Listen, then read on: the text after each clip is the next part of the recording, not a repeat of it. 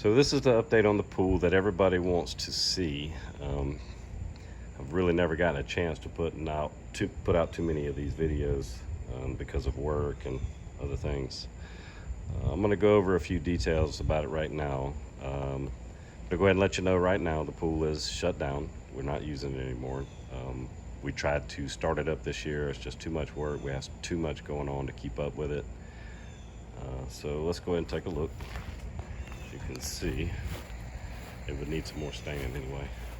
Needs a little bit of work done to it. But there you go. Started to take the deck down for a chicken coop. Use some of the lumber for that for a chicken coop.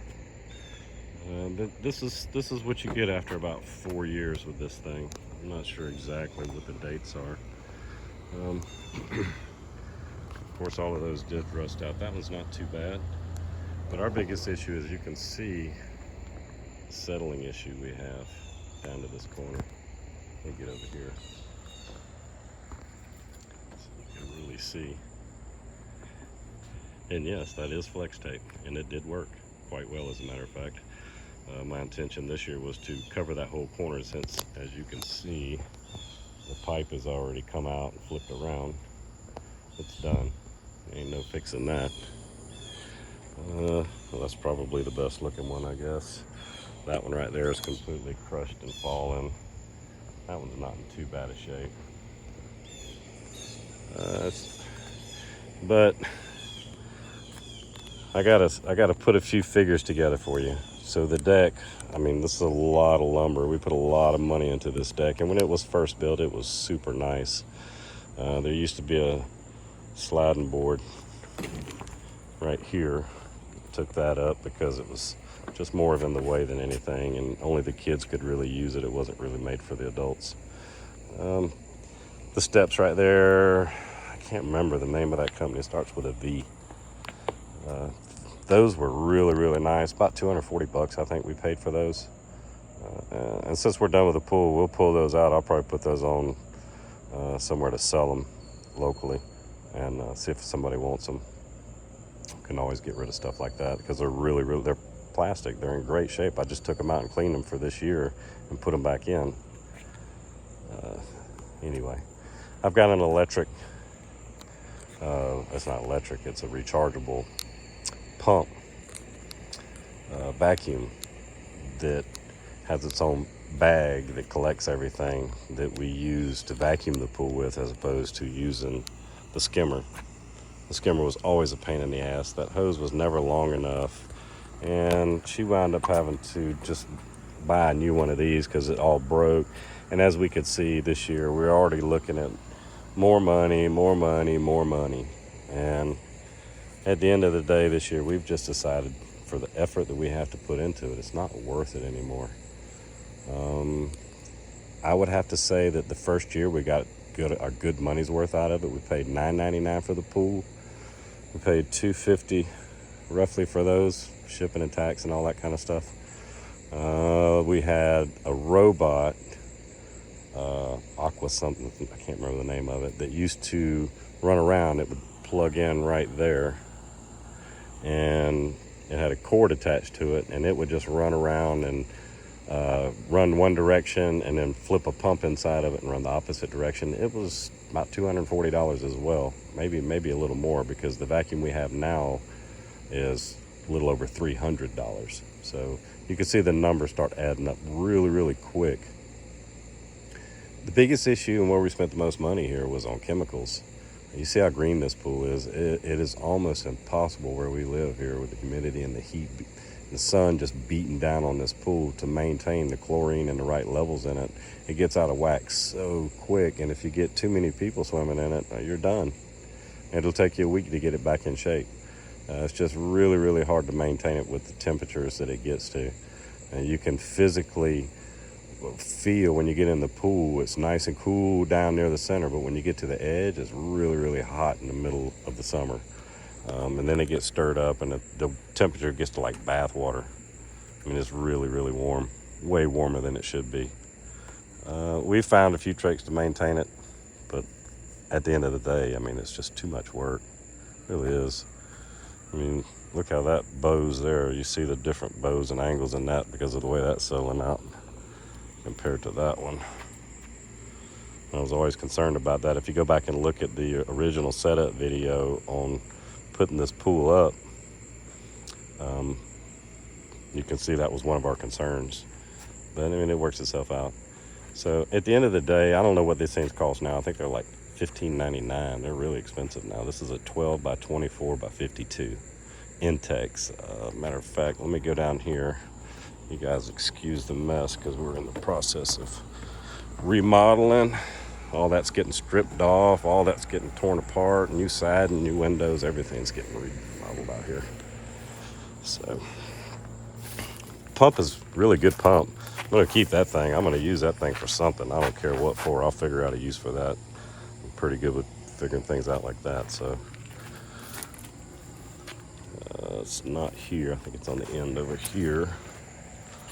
Anybody's interested to know, here it is. It's a Model B. Right there is your information for this pool. Any warnings, any of that kind of stuff.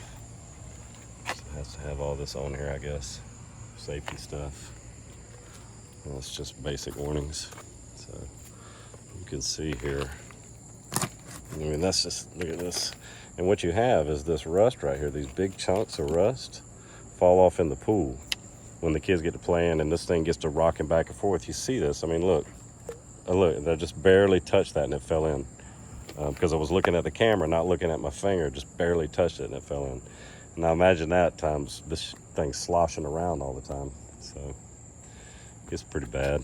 But look at that corner down there. You can really see, I guess we had an issue. And the biggest comment we had on the video of the install was, is that a pool over a pool? And why, yes, it is. A pool over a pool. There's the old bar right there where you could get in and out. This was a family property, and the mother and them was next door, mother and father, and that was their house, their original house on the road. And there's a pool on the other side of that shed right there. They have a in-ground pool that was put in around the same time as this one, and they've had issues with that one. They just had to put a lot of work into that. New pump, new liner, repair liners, I believe, repairs to the liner, not an actual liner. So I think we're going to go ahead and take this down and use this for a garden. Our garden's kind of weak. We're setting one up right there. We want to expand it. It's on that hill. I've been looking for a place to put a greenhouse, and I think this might be the perfect place for a greenhouse right here, at least some of it.